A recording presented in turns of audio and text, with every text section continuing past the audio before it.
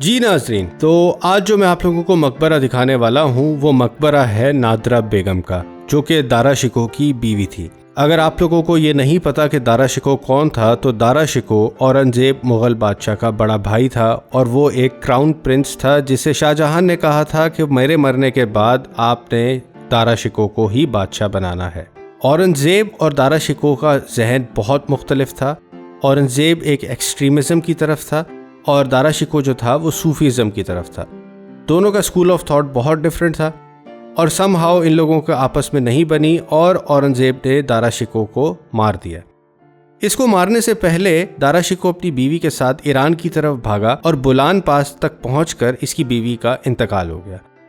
وہاں سے اس نے کچھ سپاہیوں کے ذریعے سے اپنی بیوی کی باڈی کو لاہور بھجوایا، جہاں وہ 1640 کے اندر ایک گورنر تھا، اور اس جگہ کے اوپر اس کو دفنایا گیا، جو یہ مقبرہ آج بھی موجود ہے۔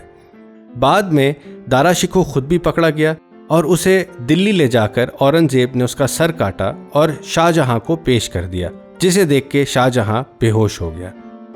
ایک اور بھی کہاوت مشہور ہے کہ دارا شکوہ جب لاہور کا گورنر تھا تو وہ میاں میر صاحب کا اسٹوڈنٹ تھا اور پیروکار تھا، اور اس کی خواہش یہ تھی کہ میں راجستھان سے لال اینٹیں منگوا کے میاں میر صاحب کا مقبرہ بنواؤں، مگر یہ خواہش پوری نہ ہو سکی اور وہ اس سے پہلے ہی دنیا سے رخصت ہو گیا، اور اورنگزیب نے ان لال اینٹوں سے لاہور کی بادشاہی مسجد بنوا دی۔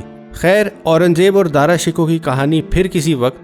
ابھی نادرہ بیگم کا یہ مقبرہ ہے اور اس کو کھلوانے کی میں نے بہت کوشش کی اور میں نے بندہ بہت ڈھونڈا کہ یہ بندہ مل جائے جو اس کو گیٹ کو کھول دے اور میں اندر جا کے نادرہ بیگم کی قبر کی ویڈیو بنا سکوں، اور اندر سے جو بھی عمارت جس طرح سے بھی موجود ہے اس کی ایک ویڈیو میرے پاس موجود ہو اور میں آپ سب لوگوں کو دکھا سکوں۔ پر افسوس کہ مجھے بندہ نہیں ملا، مے بی میری ٹائمنگ تھوڑی سی فرق تھی۔ نیکسٹ ٹائم اگر میرا موقع ہوا اور اگر مجھے لاہور جانا ہوا تو میں ڈیفینیٹلی اندر جاؤں گا اور آپ لوگوں کو اس کے اندر سے ویڈیو دکھاؤں گا۔ فی الحال ویڈیو انجوائے کریں اور نیچے کمنٹ کریں، اور اگر آپ لوگوں نے چینل سبسکرائب نہیں کیا ہوا تو چینل کو سبسکرائب کریں۔